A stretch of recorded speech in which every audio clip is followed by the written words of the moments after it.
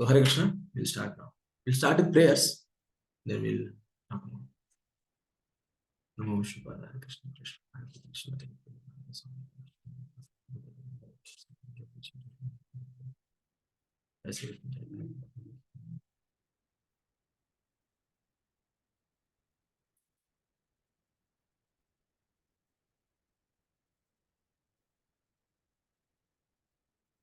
Yes, so as all of you know, आप सभी लोगों को पता है, तुम्हाला सगळ्यांना माहिती आहे की आपण सगळेजण अथक प्रयास करत आहोत की आपल्याला भक्तीमध्ये थोडंफार पुढे वाढता यावं, आपल्याला भक्तीमध्ये थोडंफार पुढे जाता यावं याकरिता. आणि जेणेकरून त्या गोष्टींसाठी ज्या ज्या गोष्टी गरजेच्या आहेत त्या सगळ्या गोष्टी आपण आपल्या जीवनामध्ये करण्याचा प्रयत्न करत आहोत. इट्स नॉट उधर अब से, लेकिन हम बहुत पहले से इसका प्रयास करते आ रहे हैं. और हम हमारे जीवन में धीरे धीरे थोड़ा सा, जैसे हम चैंटिंग कर रहे हैं, हरि का नाम ले रहे हैं, ऐसा हम कह सकते हैं कि वी आर सक्सेडिंग ऑल्सो, हम आगे भी बढ़ रहे हैं, हम सक्सेसफुल हो रहे हैं, ऐसा हम कह सकते हैं.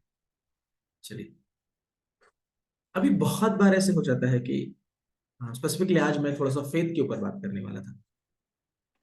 सो अगर मैं कहता हूँ, मान लीजिएगा कि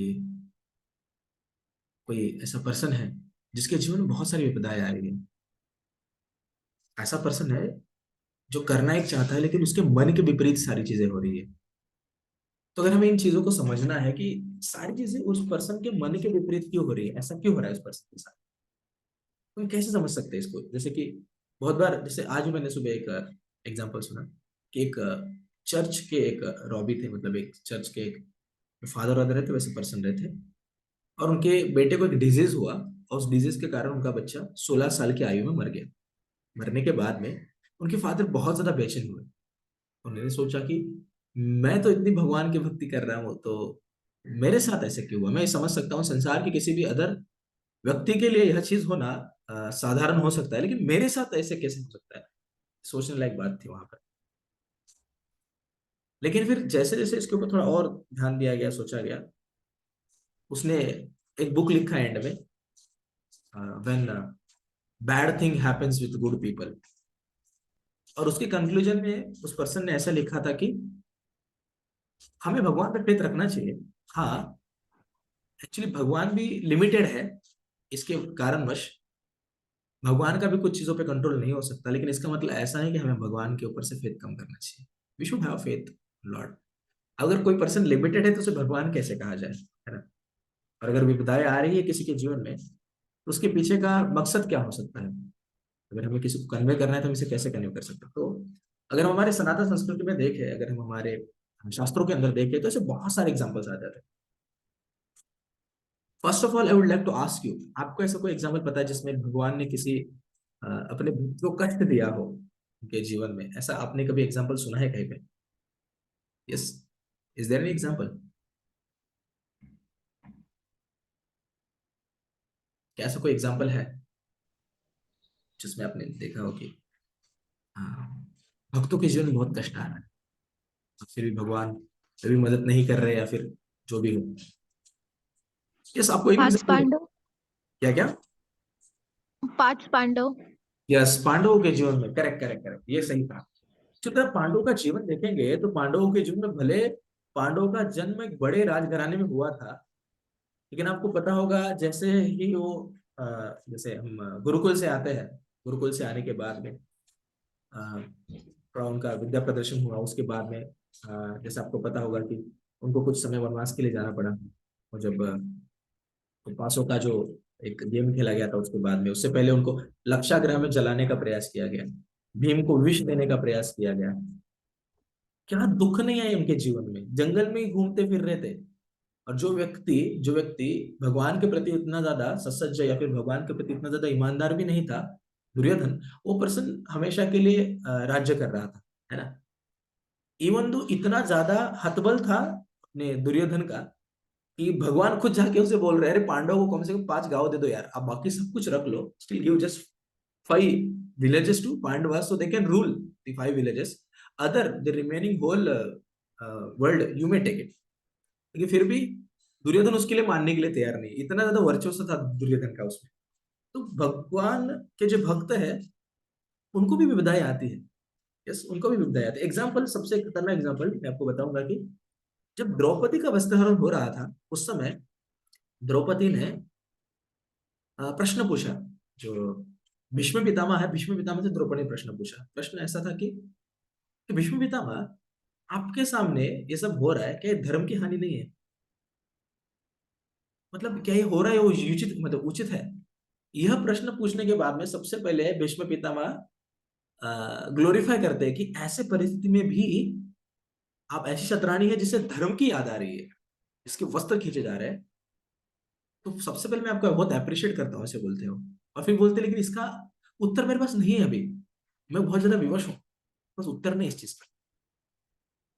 अपने पतियों की तरफ देखने के बाद में पति भी एक साइड में बैठे हुए हैं। कृपाचार्य हो गए, द्रोणाचार्य हो गए, महावन रथी वहां पे थे बहुत सारे, कर्ण थे वहां पे, कोई भी हेल्प नहीं कर रहे। उस टाइम पे जब उसने लॉर्ड हरि का नाम, गोविंद का नाम जब कॉल आउट किया, जब भगवान को आवाज दिया, तो भगवान आए आए उस परिस्थिति में। क्योंकि जब भगवान आए, भगवान के आने के बाद में और साड़ी देने के बाद में द्रौपदी संभव उसकी लाज बच गई।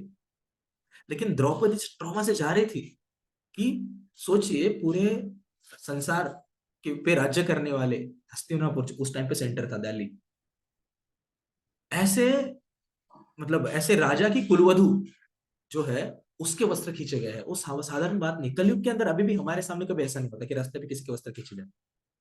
वो उस टाइम पे हुआ था जहाँ पे साक्षात भगवान उस टाइम पे उपस्थित थे। तो जब ऐसी परिस्थिति में ये सारी चीजें हुई थी, तो सोचिए द्रौपदी की मनस्थिति क्या होगी। ऐसे परिस्थिति में भी द्रौपदी धर्म के बारे में सोच रही थी, क्या उनका लेवल रहेगा। एट द सेम टाइम जब ये सब हो गया, वो वनवास के लिए चले गए, तो वनवास में जब गए थे, तब जब कृष्णा उन्हें मिलने जाते हैं वनवास में, तो जब कृष्णा द्रौपदी के सामने जाते हैं, तो द्रौपदी थोड़ा गुस्से में रहती है। द्रौपदी कहती है कि हाँ, मैं समझ सकती हूँ बाकी लोगों के बारे में, लेकिन भगवान, जब मेरे वस्त्र खींचे जा रहे थे तो आप कहाँ थे?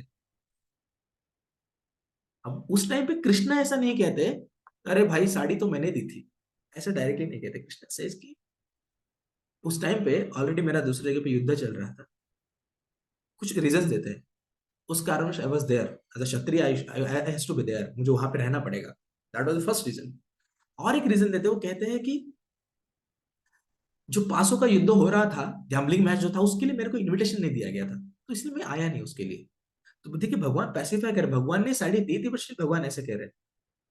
और जब द्रौपदी रोने लगती है, तो भगवान कहते हैं लेकिन द्रौपदी आप चिंता मत करो। भगवान उस समय द्रौपदी को पैसिफाई करने के लिए ये कहते हैं कि द्रौपदी, मैं वचन देता हूं कि जिन जिन व्यक्तियों के सामने सब हुआ है और जिन जिन व्यक्तियों ने इन चीजों को देखा है और विरोध नहीं किया है, उनकी वाइफ्स, उनकी जो पत्नियां हैं, वो उनके मृतदेह को देख कर रोएंगी, ऐसा वचन देते हैं कृष्ण।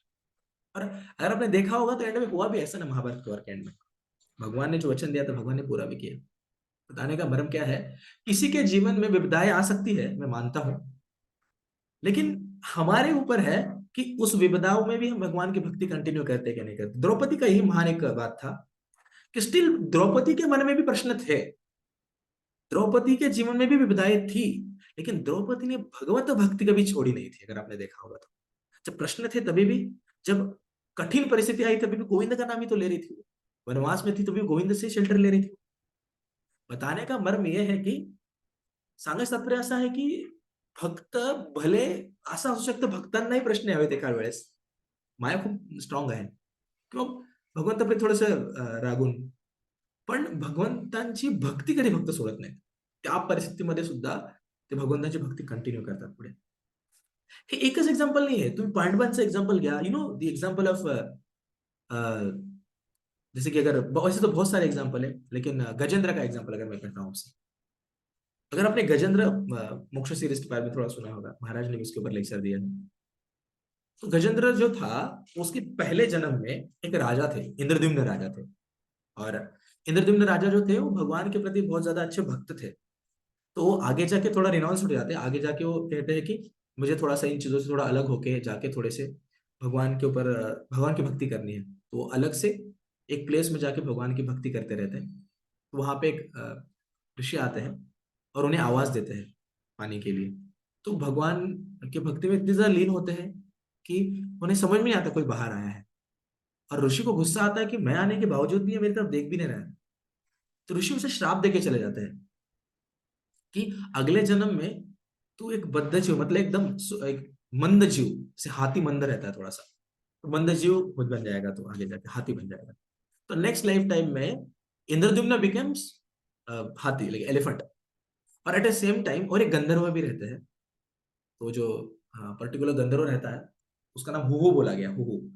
सो वो जो गंधर्व है वो भी एक दिन एक झील में, एक पानी में अ, अपने अदर स्त्रियों के साथ थोड़ा सा नहा रहे होते हैं।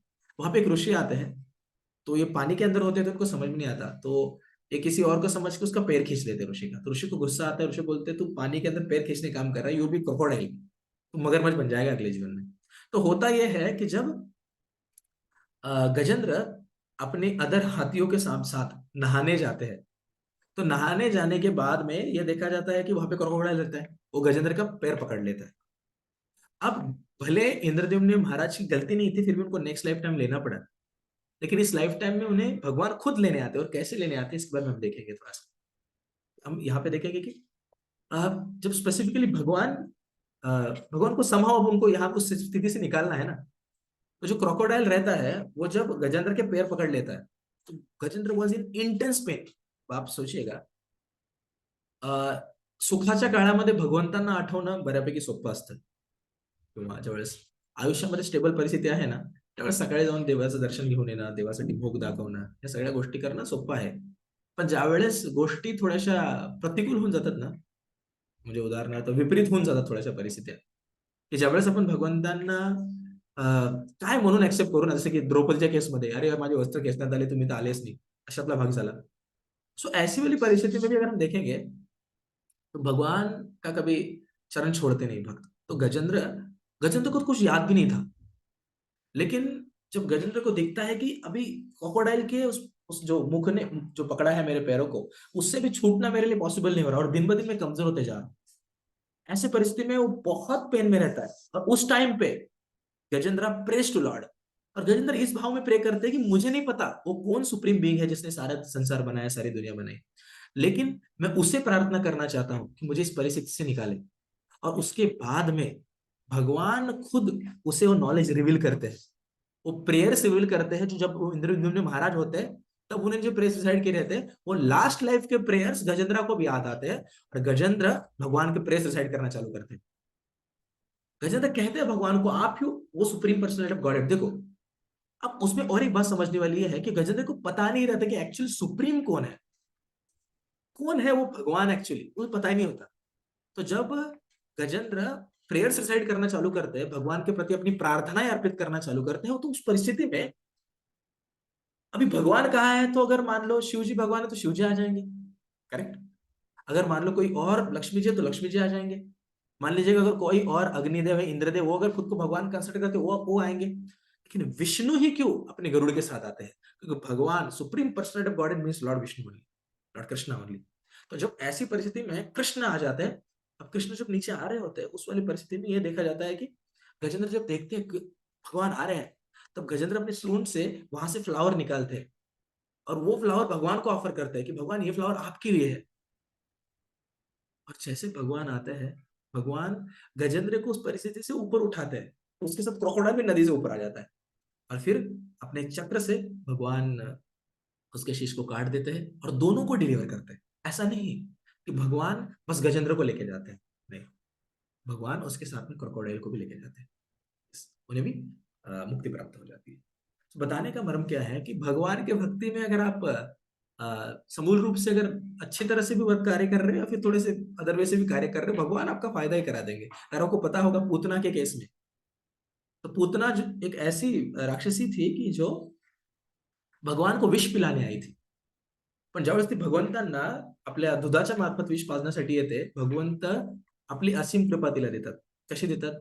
तिचा उद्धार करतात। तुम्हाला जर माहिती असेल तर ती पूतना जी असते ती त्याच्या आधीच्या जन्मामध्ये एक बली महाराज नावाचे मोठे राजा असतात, जे अश्वमेध यज्ञ करत असतात इंद्र बनण्याकरिता, त्यांची बहीण असते।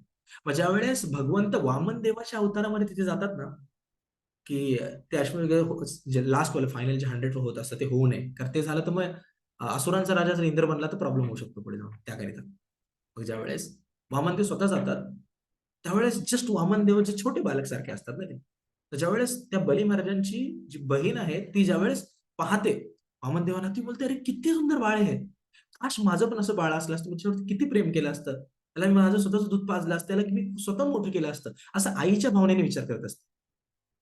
पण ज्यावेळेस वामनदेव नंतर बली महाराजांना सांगतात की मला म्हणजे जे पूर्ण सृष्टी व्यापून घेतात ना आपल्या 3 पावलांनी, त्यावेळेस एवढा राग येतो त्याच्या बहिणीला की ती सांगते, अशा मुलाला तुम्ही विष पाजेल असं बोलते. पण भगवंत एवढे कृपाळू आहेत की भक्तांनी केलेल्या इच्छेला भगवंत पूर्ण नाही करणार असं कसं पॉसिबल आहे ना. नेक्स्ट लाईफ टाइम मध्ये भगवंत पूतनेचा जन्म देतात, ज्या जन्मामध्ये पूतना भगवंतांना आपल्या म्हणजे स्तना थ्रू विष पाजण्याकरिता येते दुधाच्या मार्फत. पण हे केल्यानंतर सुद्धा भगवंत तिला धात्रीचं स्थान देतात गोलोकमध्ये, जी मेड सर्वंट बनते भगवंतांच्या आईशी, म्हणजे दासी बनते भगवंताच्या आईशी. सांगायचं तात्पर्य काय आहे माहितीये का, भक्तीमध्ये तुम्ही चांगल्या स्थितीत आहात का वाईट स्थितीत आहात, फक्त जर तुमचा भगवंतांवरती विश्वास असेल ना, भगवंत कधी तुमचा लॉस होऊ देणार नाही. ह्या गोष्टीचा थोडासा आपल्याला विश्वास असला पाहिजे, मला असं वाटतं. तर आपण फक्त ह्या एका गोष्टीचा प्रॉपर विश्वास करतो तर मी खरंच सांगतोय, आपला लॉस नाहीये मग भक्तीमध्ये, कधीच लॉस नाही. भगवंत कधीच आपला लॉस होऊ देणार नाही. आता सगळ्यात महत्वाची आणखी एक सांगायची गोष्ट झाली तर, जर मी तुम्हाला प्रश्न केला की विद्यार्थ्यांनो, जर मी एक्झाम्पल पकडतोय गजेंद्राचं, तर गजेंद्रच्या लाईफमध्ये तो क्रॉकोडाईल आला ज्याने गजेंद्रचे पाय धरले, त्याने गजेंद्रला खूप त्रास दिला. ऍक्च्युली तुम्ही पाहायला गेले ना, एखादा व्यक्ती तुझे पाय चावतोय, त्यातनं रक्त निघतो लिटरली, आणि ते पण क्रॉकोडाईलचं माउथ तुम्हाला माहिती असेल कसं असतं, तर त्यांनी पकडलं ना तर 2 भाग करून टाकतो. अशा परिस्थितीमध्ये जर समजा तुम्ही त्या गजेंद्रच्या ठिकाणी असले असतात, तर तुम्ही क्रोकोडाईलला काय म्हटलं असतं? तुमच्या मते तो क्रोकोडाईल वाईट आहे, चांगला आहे, तुम्हाला काय वाटतंय? येस. हा प्रश्न मी कल्याणीला विचारू इच्छितो ऍक्च्युली. कल्याणी, तुझं मत काय आहे याच्यावरती?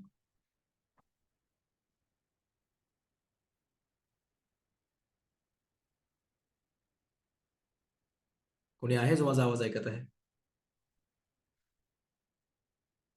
Arya, what is your opinion regarding it?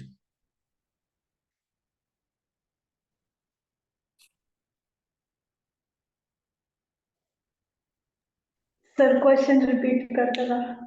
मी प्रश्न हा म्हटला की जो क्रोकोडाईल आहे तो गजेंद्रच्या पायांना चावत होता, बरोबर का नाही? ती मगर जी होती ती गजेंद्रच्या पायाला चावत होती, बरोबर का नाही? खूप त्रास होत होता गजेंद्रला.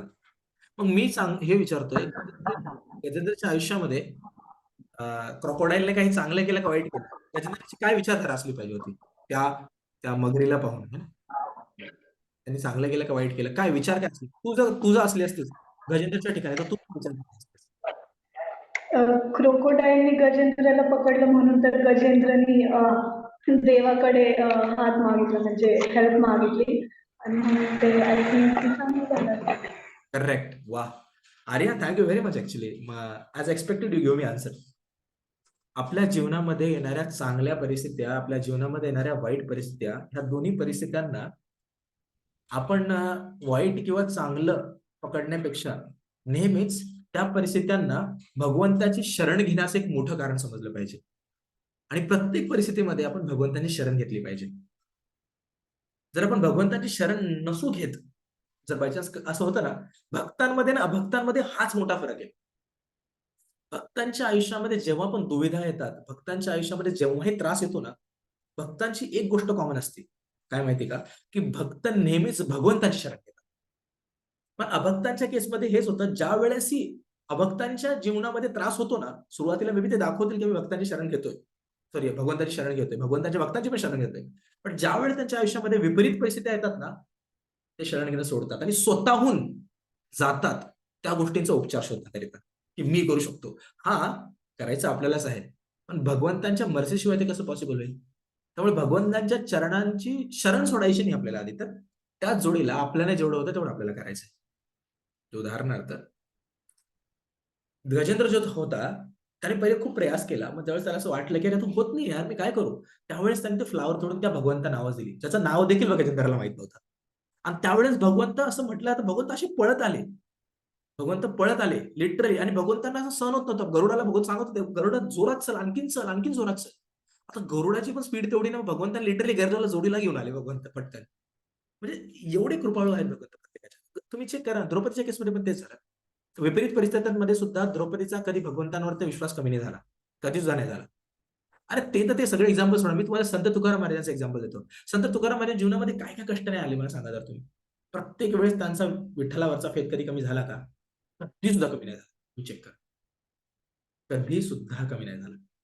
सांगायचं तात्पर्य हे आहे की जर तुमचा खरंच भगवंतावरती फेथ असेल ना, तर तुमचा भगवंतावरती विश्वास असेल, तर तुमच्या जीवनामध्ये किती आतोनात कष्ट काय होणार, तुम्ही नेहमी त्या कष्टांना शिड्या बळून भक्तीमध्ये वरती जाण्याचा प्रयास कराल.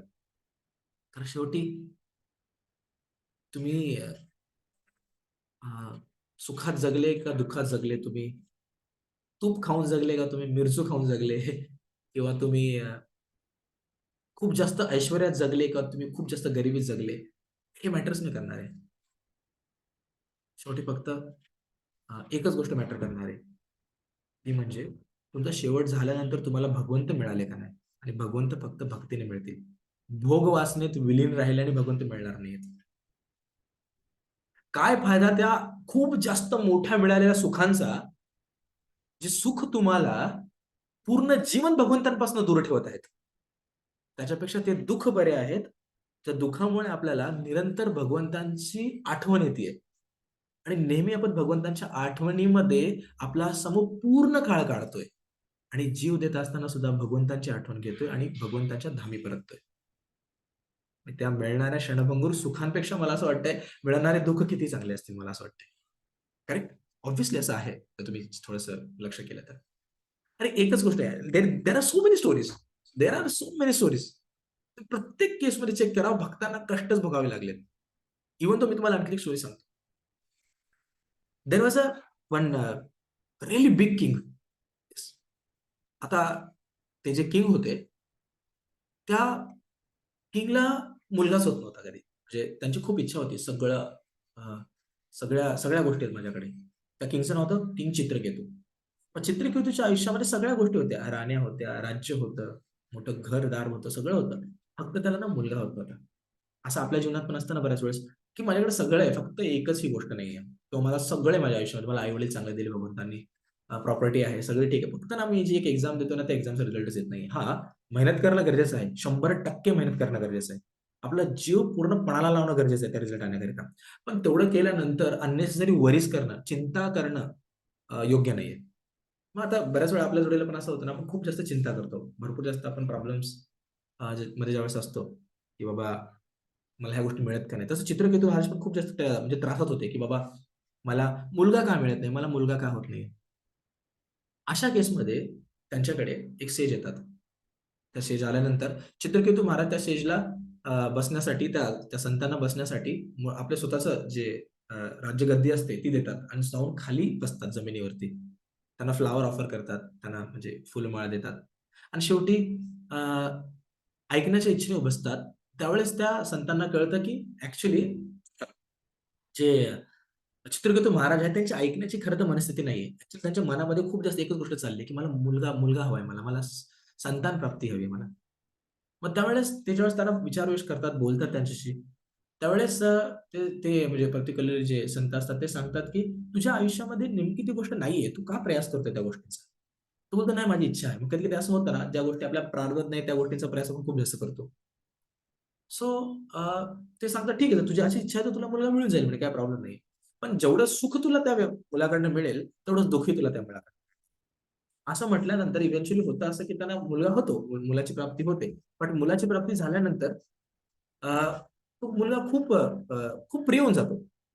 पण आता इथं ज्या राण्या असतात त्या बघतात, की बाबा एकाच राणीला एक मुलगा झालाय. आम्हाला मुलं नाहीत. राजाचं पूर्ण लक्ष आमच्यावरती हटलं. राण्यांना खूप राग येतो, आणि ते त्या मुलाला विष देतात दुधात टाकून. तो मुलगा मरून जातो. मुलगा मेल्यानंतर चित्रकेतू महाराज खूप रडायला लागतात. अतोनात त्रासात जातात. त्या त्रासातनं बाहेर निघणं त्यांच्यासाठी खूप डिफिकल्ट बनून जातं.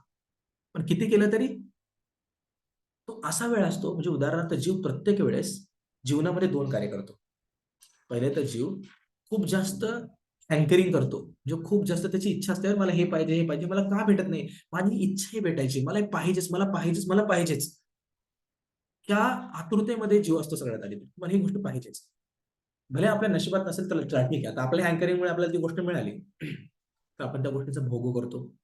भोग केल्यानंतर कालांतराने परत जर त्या गोष्टीमुळे जर आपल्याला दुःख येणार असेल, कारण सगळ्या जगातल्या सगळ्या गोष्टी टेम्पररी आहेत. कुठल्याच गोष्टी परमनंट नाहीयेत. जगातल्या कुठल्या गोष्टीचा भोग आपण घेतो ती गोष्ट टिकणारी नाहीये. काळाच्या वेगामध्ये ती गोष्ट नष्ट होऊन जाणार आहे. मग आता जेव्हा ती गोष्ट निघून जाते ना, तेव्हा येतं लॅमेंटेशन, की बापरे! ही गोष्ट सोडून गेली मला. आता मी कसं जगणार या गोष्टीच्या शिवाय? आता माझं काय होणार? ह्या ह्या भावनेत आपण जगतो. आणि त्या दुःखाच्या बाहेर निघणं म्हणजे भेटत नाही, तोपर्यंत का भेटत नाहीये? आणि भेटल्यानंतर ती गोष्ट संपुष्टात आल्यानंतर ती का संपली?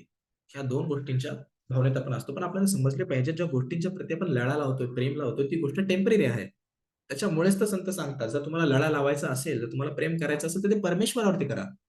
Because Lord is not changeable person. ते कधी चेंज होणारे नाहीयेत. कळतंय का? लॉर्ड कधी चेंज होणार नाहीयेत. तुम्ही जर विठ्ठलावरती तुमचा लळा लावला ना, विठ्ठलाच्या पायाकडे पाहून जर तुम्ही विठ्ठलाला असं म्हटलं ना, की "भगवंत मला तुझ्या चरणाची शरण दे." ती शरण कधी हटणार नाहीये. हां, खूप थेरॉटिकल वाटतं कधी-कधी हा विचार करणं, की अरे त्या मूर्तीकडे पाहून कशी भगवत भक्ती प्राप्त करता येईल? कसं प्रेम तयार करता येईल त्या गोष्टीकडे पाहून? फक्त पाहून ते तर दगडाचे दिसतात मला.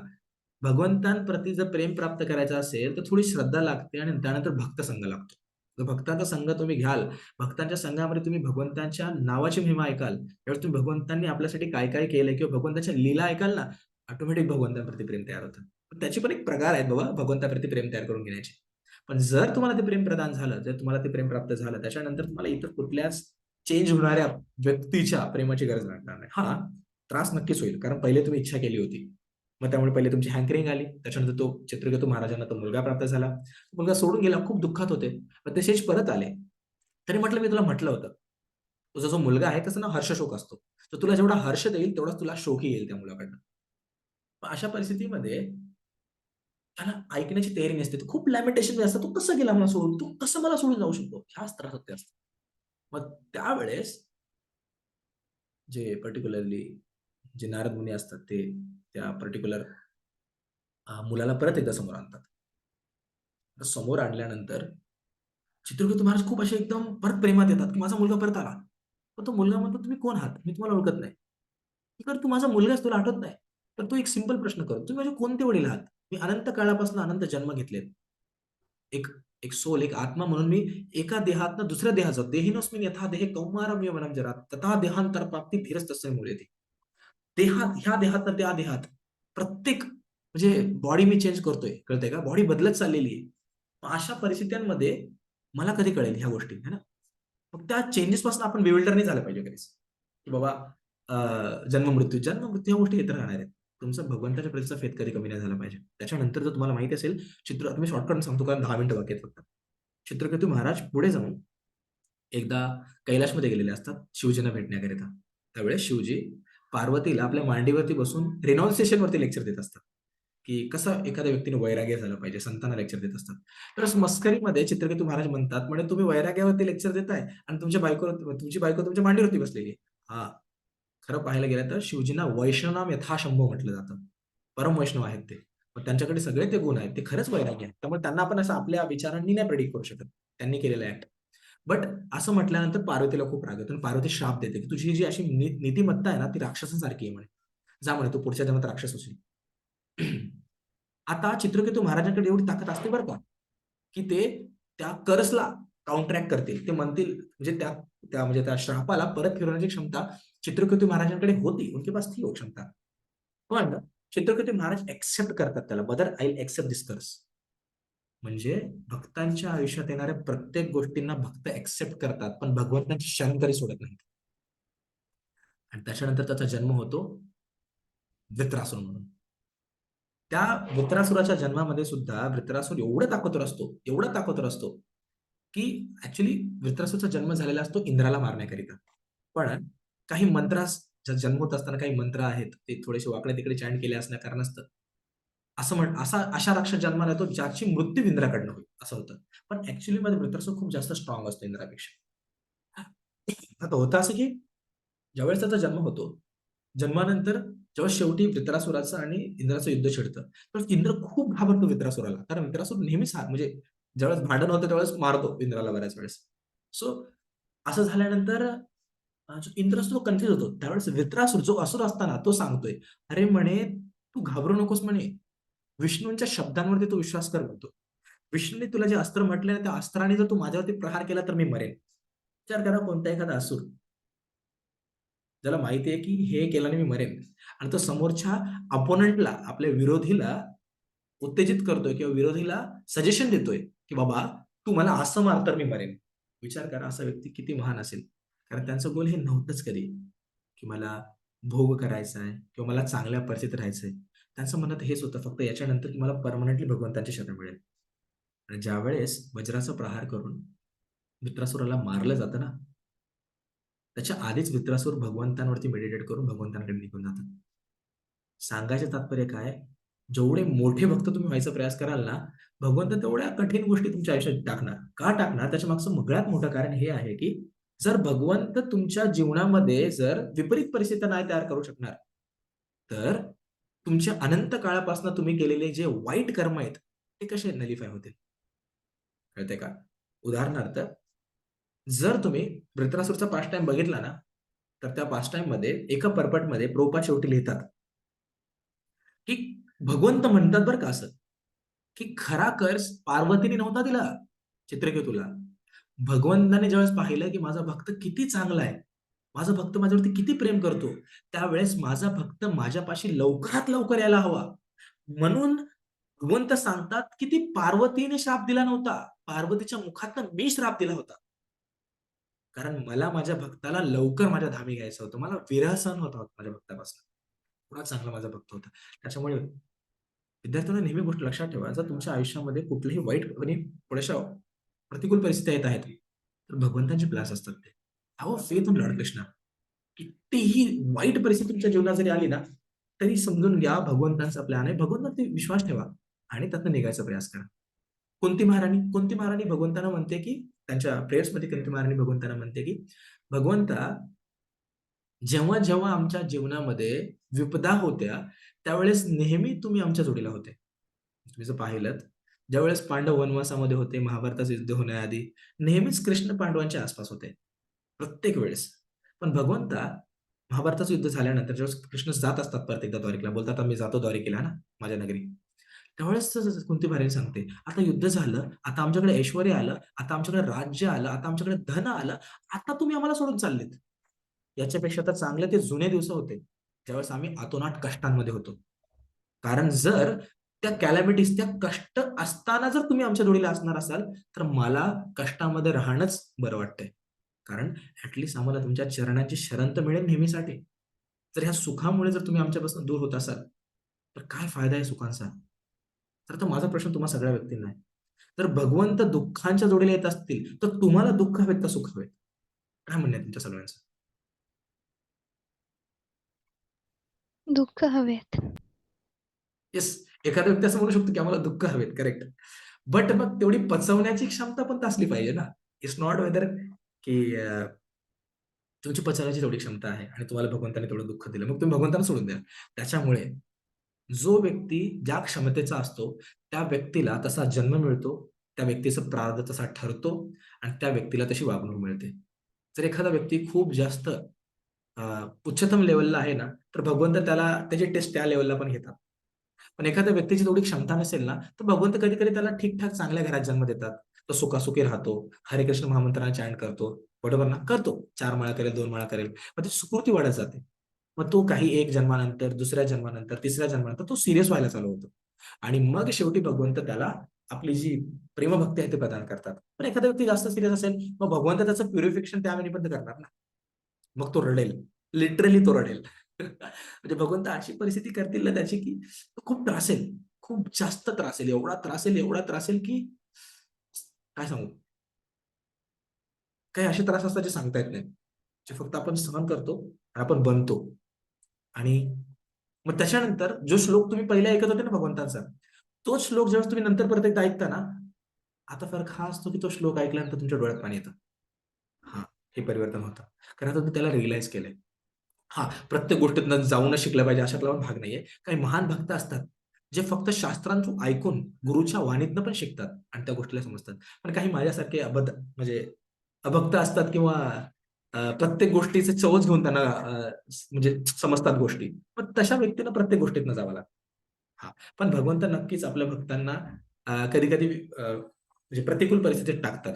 त्यांना आणखीन प्युअर बनवण्यासाठी. कारण ज्यावेळेस जे सुवर्ण, जे सोनं असतं ना, ते तपतं ना, त्यावेळेस त्याला आणखीन चांगला रंग येतो. तशा प्रकारे. तर विचार करा ना तुम्ही, जर जो कुंभार असतो, तो शेतात जातो, शेतातला माती घेतो, त्या मातीला पाण्यामध्ये भिजवतो, त्याला आणखीन मऊ करतो, त्याला तुडवतो, त्याला तोडून त्याची पूर्ण त्याला आणखीन एकदा ते आपण जे करतो ना ते चिखलाला, तसं करतो. मग त्याला पाहिजे तसा शेप मिळतो आणि त्याला पाहिजे तसा शेप मिळाल्यानंतरच तो जे भांडं आहे ते त्या पात्रतेचं होतं, की त्याच्यामध्ये येणाऱ्या कुठल्याही रसाला किंवा कोणत्याही पाण्याला तो होल्ड करून ठेवू शकतो. तर त्या मातीमध्ये पाणी टाकलं, तर ती माती त्या पाण्याला होल्ड करून ठेवू शकते का? कधीच नाही. कधीच नाही.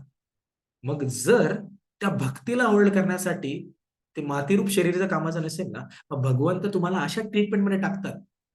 मग तुम्हाला असं तपवलं जातं, तुम्हाला असं तुडवलं जातं, तुम्हाला अशा प्रकारामध्ये नेलं जातं, की कालांतराने तुम्ही भगवत भक्तीला एक्सेप्ट करण्याकरिता आणि त्याला होल्ड करण्याकरिता पात्रतेचे ठरतात. आणि मग तुमच्या आयुष्यामध्ये चांगला काळ येतो. त्याच्यामुळेच म्हटलं ना, when a good Fortune arises, ज्यावेळेस खरंच तुमचा चांगला काळ चालू होतो ना, त्यावेळेस तुमच्याकडनं सगळं काढून घेतलं जातं. पण सगळं काढून घेतल्यानंतर तुम्हाला भगवंतांच्या चरणाची शरण दिली जाते. आणि हां, जर तुम्ही हे पाहताय आता जे मी बोलतोय, तुम्ही हे पाहताय की पण सर किती दुःख. काय कराल त्या सुखाचा आणि दुःखाचा? जर तुम्हाला आधीच म्हटलं मी, तुम्ही गोड खाऊन आयुष्यभर जगले काय आणि तुम्ही कारलं खाऊन जगले काय? तर आयुष्याच्या शेवटच्या क्षणी डोळे बंद झाल्यानंतर त्या सगळ्या गोष्टी महत्त्वाच्या राहणारच नसतील. तर मला वाटतंय जर कारलं खाऊन जगण्याने फायदा होत असेल, तर आपण ते करायला हवं. सो विद्यार्थ्यांनो, मला तुम्हाला फक्त हेच म्हणणं असणार आहे, तुमच्याकडे काळ वेळ आहे. तुम्ही तुमचे सगळे कर्तव्य चांगल्या प्रकारे करा. पण प्लीज भगवत भक्ती सोडू नका. दररोज जमलं तर 1 राउंड, 2 राउंड, 3 राउंड, 4 राउंड जे आपण माळेचा जप करतो, परमेश्वराचं नाव घ्या ना. हरेर नाम, हरेर नाम, हरेर नाम एव केवलम.